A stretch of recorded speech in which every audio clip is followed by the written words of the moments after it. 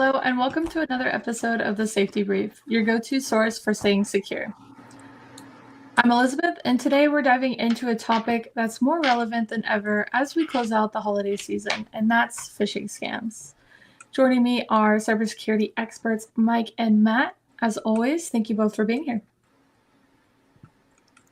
Thanks for having me.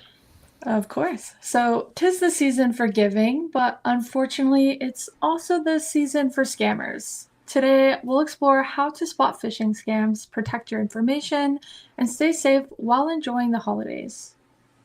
To get us started, the holidays are when people are most distracted, rushing to shop online, and looking out for deals, of course. And cybercriminals know this. So, what makes the holiday season a peak time for phishing scams? People don't pay attention. Everybody is super focused on, I have to do this, wear an ugly sweater, this. And they're doing everything in a super compressed timetable because, humans are by nature very confused and we don't know how to really do things efficiently. So when you leave everything for the last minute, you overlook things like clicking on links or giving people information that you shouldn't. Indeed, I think as far as this being a peak time, we see just a lot more people are, in an emotional state, and that's not a negative thing. It's more so how their thinking is benevolently. I'm shopping, I'm buying gifts, I'm attending parties, I'm catching up with loved ones. And so, like Matt said, a lot of the guard under normal frame of thought could be down. Again, what are you more stressed out about today? The 2028 election or making sure your package arrives on time, right? So 4 weeks, 5 weeks, 6 weeks ago, it was all political content, and that was what was occupying people's brain space. Now is UPS going to be there on time? So again, it's very much exploiting that frame of mind of what are people worried about? What are people focused on? You could probably get somebody this week with an email that said giant drone footage seen, captured, landed, crashed, all that, right? It's just whatever people are interested in. Like Matt said, they're easily distracted, shiny object syndrome type stuff. But ultimately, where focus goes, the enemy is going to use that. And so it is unfortunate that this is a weaponized time. But again, no different than election political types of motifs embedded in emails or even text messages, because SMS phishing is real. But yeah, it is something that maybe somebody's a little bit more susceptible to during the holiday season, in a season of giving, in a season of reflection, than they are normally during the year. Yeah, thank you for that. So let's talk about some red flags. What are some common signs that an email or message is a phishing attempt, especially during the holidays? A PayPal invoice, unless you actually use PayPal, maybe about Yeah. 5%, 15%, maybe if that. The world population uses PayPal as a payment method, unless you're a vendor or a like a small online business, you're running some e-commerce pieces on eBay or whatnot. But yeah, just you need to validate the invoices you're getting, the text messages you're getting. Again, it comes back to fact checking what you're being told. Hey, if you're told that you have a fraudulent charge, go talk to your bank. Go look at your bank account. Look and validate these claims before you immediately click on that link to say, click here to restore access, click here to validate a charge, click here to, etc. Just start from the source of truth and move out from there and do your research rather than maybe act so hasty. But really, thematically, it's slowing down. Like Matt had mentioned, we're all moving so fast during these next few days and through the rest of the year. Party planning, traveling, bopping through airports, or if you're staying put, you have family coming into town. There's a lot going on, but maintain situational awareness, and that there could very be somebody trying to take advantage of your distractions right now. Pretty much just staying vigilant and staying aware. No, I like that. I think another thing to look out for is urgent language. When someone's using verbiage like act now or limited time, obviously some of the time those are actually used by marketing departments, but most of the time they're phishing attempts. There's also other things to look out for, like misspellings or grammatical errors. That's another huge one. Or even email addresses that don't match the company name. If you're getting an email from a different domain and it's supposed to be Lowe's or Home Depot or Amazon messaging you or emailing you, it's probably not them. They're not going to be using their personal emails to send you invoices or shipping update information. That's not a thing. It doesn't exist. Don't respond, don't open, just don't engage. Matt, anything from your end? Anytime somebody says there's X amount remaining, it's a lie. Yeah. I'm just going to throw that out there. It's been statistically proven that sites will put on X amount remaining or only X left to drive sales for objects that they want gone. Scarcity. Yeah. They have a surplus, which is why if you continuously refresh the site over a period of a few days, you'll see that the number always seems to stay remotely close to the same. It may drop down, while they may say only 1 left, but then magically it'll pop up only 7 left. So they magically found 6 more that they didn't have before and changed the site, right? No, they drive that so that you will make an impulsive decision. Impulsiveness is one of the traits that humans are known for. We don't take the time to think about things ever. We should, but we don't. We are base animals. Our base instinct is I have to have this. So that becomes exploited. That's commonly used during, phishing scams because they'll say, act right now and you get this. It's like the crappiest infomercial that you've ever seen.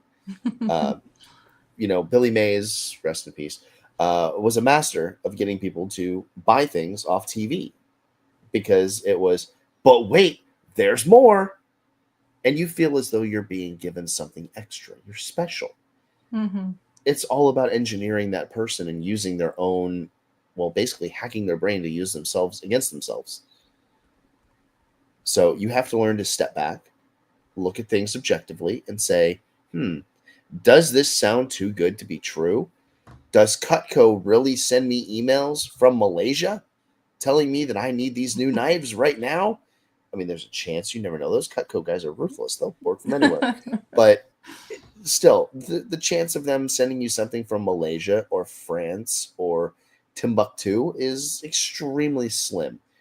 You're more prone to have a Kirby vacuum salesman sell you something from one of those locations than, a knife salesman. But you have to step back and look at that and say, does this make sense? Yeah. If it doesn't make sense, then why are you engaging with it? Just don't get involved. There are subreddits on Reddit that are dedicated to phishing and scams and everything else. The same thing gets posted roughly every 10 minutes. We have a photo of one of them that was sent to me. That people legitimately ask, is this valid?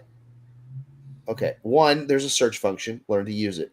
2, if you can't use a search function and you can't figure out that the United States Postal Service does not message you from the Philippines, then you deserve everything that you get. I'm sorry, but there's a point in time where the niceness has to come off, and you just need to let people, FO. Coal. That's what you get for Christmas. Coal. Hey, you know what? If enough of us get coal, we can meet up and I can run the smoker. That's true. That's it's I funny. like that. Some people may be getting coal for Christmas, and that's exactly what they wanted, right? That's exactly. What they wanted. But no, I agree. I think as far as luring tactics and the kill chain of cyber attacks during this period, it's been said well that ultimately you need to put 2 and 2 together. Number one, does it make sense that you're getting that email confirmation at the email account you're reading it from? If you're getting an order confirmation at your work email, does that even make sense? Like, does that, if you bought it with your work email, certainly on the order confirmation, that's where it should go. But ask yourselves that. Shipping confirmations, is it actually UPS? And more importantly, Elizabeth, you made a great point.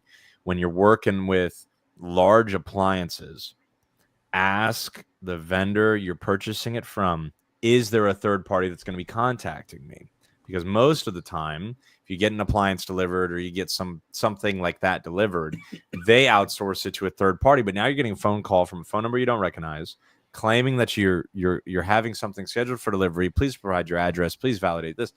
I don't even know if you should have all that information. And so ask those questions. Be okay with having a little bit of skepticism on the purchasing side and getting that clarity. And guess what? When you don't have that and you don't believe whoever's calling you, put it back on the vendor. Make it turbulent. Make it difficult for them to outsource this, right? Because at the end of the day, your security is more important than handing out your address over the phone, sending a payment method, confirming a payment method card, all that stuff, right? Very few times you'll have to give that stuff over the phone, but your address is very common.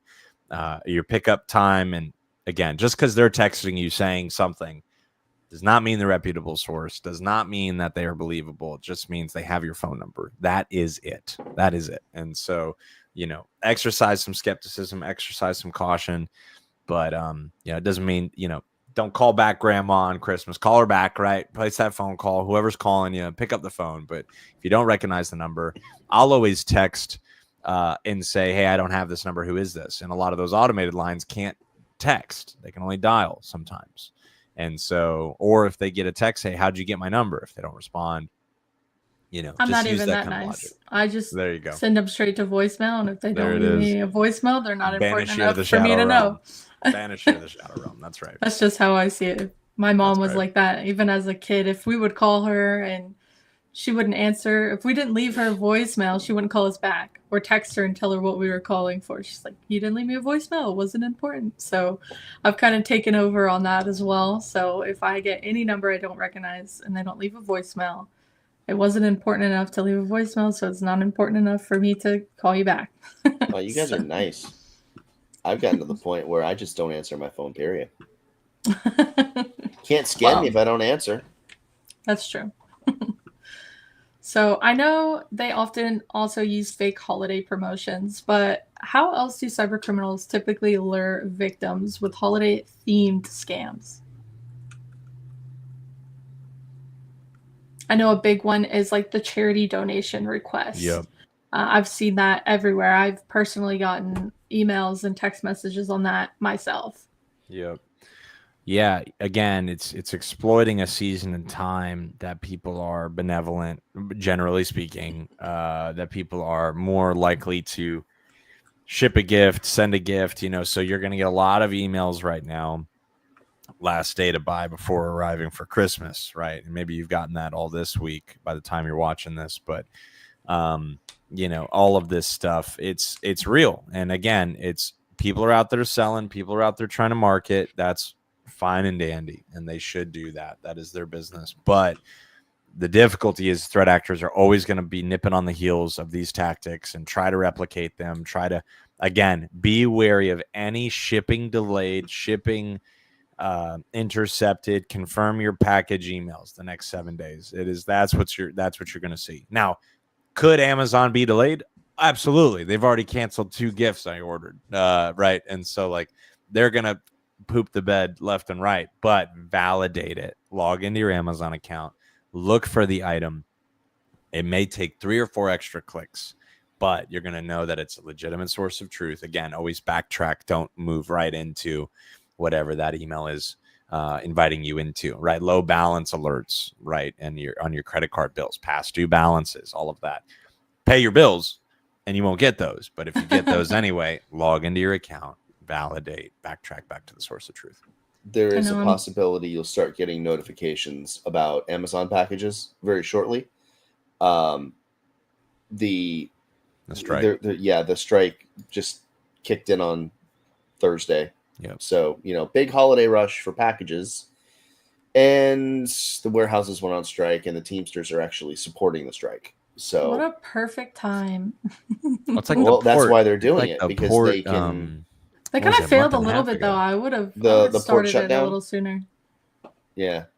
The port shutdown was a political thing. This is, workers fighting to get a little bit better benefits and, all that fun stuff. The port was for pay as well. They wanted higher pay. Yeah. A lot higher pay. Part of it. Outrageously high pay. Yes. Yeah. Yeah.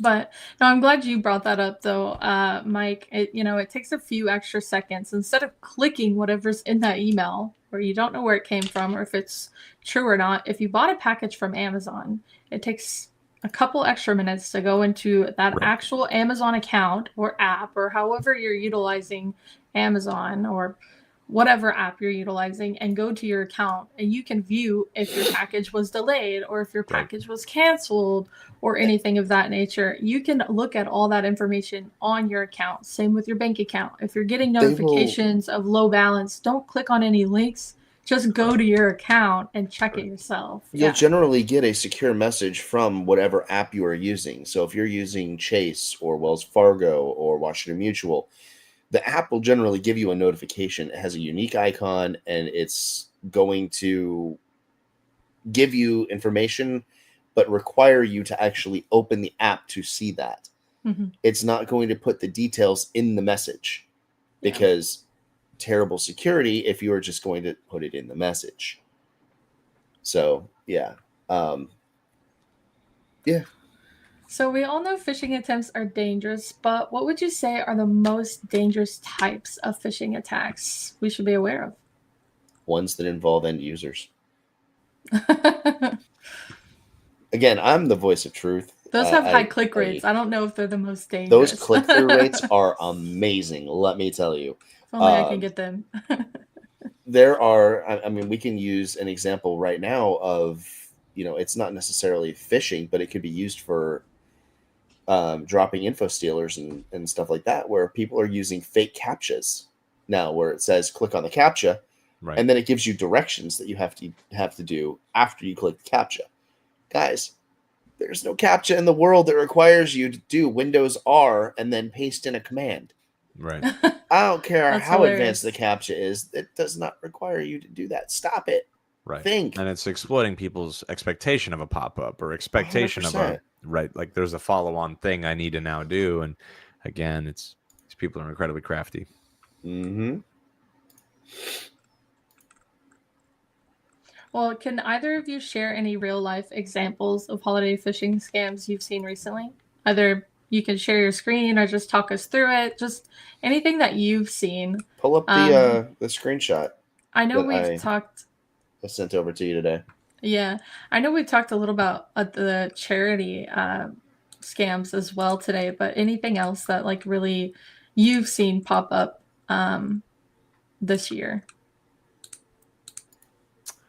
I mean, yeah, I think I've seen a handful just in the past week of, not just, how do you say, not just holiday oriented, but in the past few weeks, a ton of politically themed texts or emails with calls to action. And again, well-crafted emails, good looking emails. I think the stereotypical phishing email with the misspelled text and the fake copy pasted logo, I think those are on their way out. I think the phishing kits that we've seen are immaculate. They look really, really good. They're coded well. They've been sent out of marketing like platforms with verified domains, right? And so again, the filters are going to do their best. And again, we have filtering and it's top notch and it seldom misses anything as far as miscategorization because of everything it's looking through. But again, the user will have to at some point make a decision of, does where I'm receiving this make sense? Does where this is coming from make sense? And is the body of the email or the content of the email trustworthy? Does it make sense? And so if any of those are off, again, backpedal, verify the information.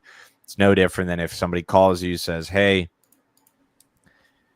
so-and-so is reported in some form of accident or car crash or whatever, right? Like verify that, right? Because they're going to try and give you information that's going to evoke such an emotional response that they want to get your guard down, right? They want to get your guard down. So I could share the screen here of this specific screenshot. Give me 1 second here.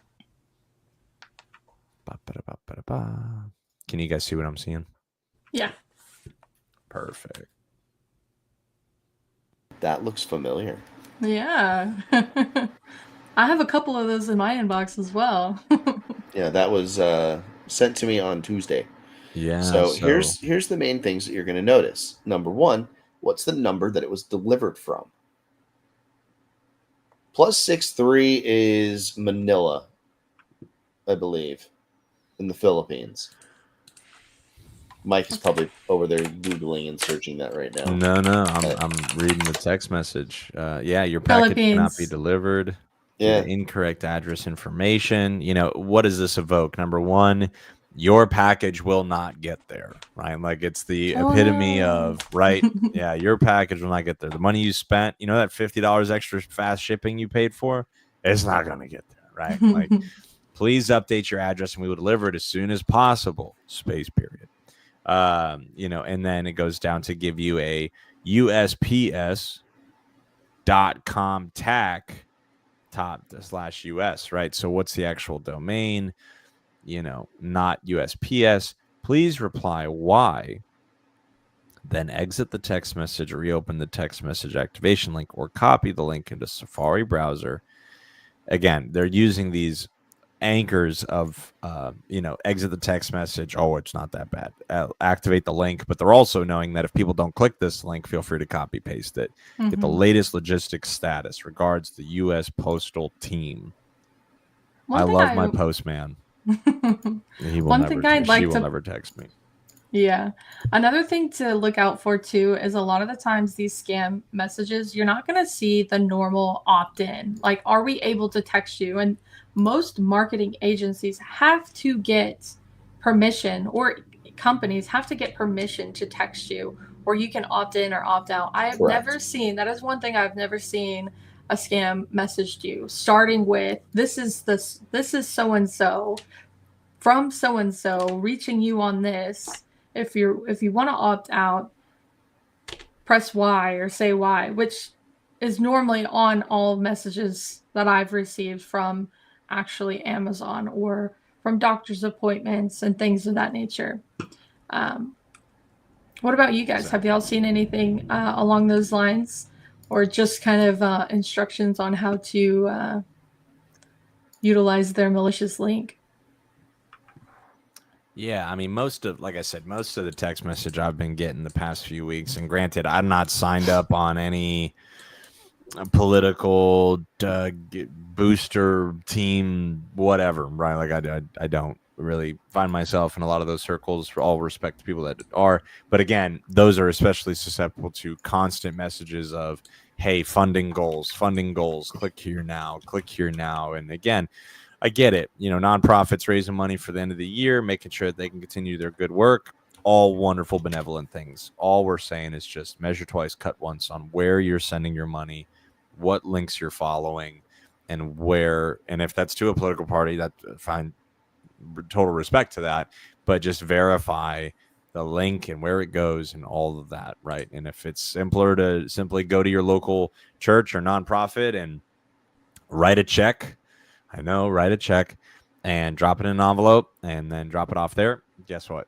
Right. That at some point that may be more secure than electronically trying to transmit funds in the very near future. And so, checks cost like $20. Buy yourself a lifetime supply of checks and you can use them. And when we did go deeper into the charity aspect, I believe last year on the safety brief as well. And again, the same topic came up as what you stated, to go in person to the church or wherever you're wanting to donate. Or if you're getting these messages, just like we said about your banking or your packages, go to the actual website of the foundation or charity that you want to donate to and donate there. You don't have to click on anything in a text message. Take the few extra seconds to go to the actual site. Well, let's shift to solutions, because this isn't the nightmare before Christmas. So what steps can individuals take to protect their personal information when shopping online or responding to holiday promotions? Well, you said not nightmare before Christmas, so I'm out. I think a big one is always utilizing multi-factor authentication on all accounts, especially like Amazon shopping accounts. Not saving your credit card information. Again, it's just having the availability to take the few extra moments to type in your credit card information or banking information rather than saving it to that app or browser or on your phone as well. What about you, Mike or Matt? Any other advice? Yeah, no, again, I think a lot of people are out there shopping for their loved ones, and they're trying to, turn off the news and turn on a little bit more family time in their life, and those are Yeah. good things, but just be aware, don't be paranoid, but just be aware, be cognizant of where you're shopping. Again, do not buy things from advertisements. Backtrack, go direct to the website. There are trackers and clicks and embedded, even nested links of affiliate links and things like that have trackers embedded. If you find something you like, go direct to the website to find it. Don't click a link and be redirected to something that looks legitimate but may not be, right? So again, huge emphasis on in-person shopping, huge emphasis on first source products of, hey, if I see something in an advertisement for a yoga mat, go to that brand's website, verify its legitimacy, and buy the mat, right? And they're going to be like, oh, there's a sale in the click. Guess what? If they're doing the sale in the advertisement, they're doing the sale on the website. I assure you, If right? it's And real. so, yeah, if it's real, right? And if it's not, then you have to ask yourself, why is this on sale and the real product not? Well, guess what?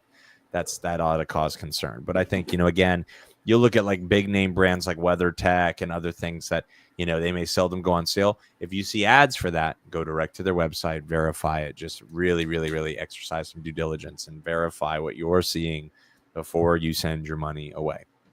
And so also this is a side note, this is more logistically, be mindful, and this is a recent uptick on like e-commerce, of pre-orders.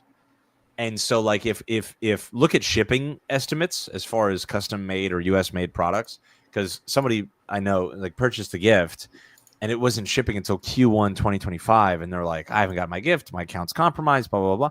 Don't spin yourself. Go back to the product page and see what kind of expectations are actually given, because we assume everything's Amazon Prime and it lives down the street in a warehouse and it's going to show up in 2 days. It's not the case, right? Especially for a lot of things made in the US. And so if there are back orders, if they need to make more, just be mindful before you go and cancel a card, freeze a debit card, freeze an account, things like that. So yeah.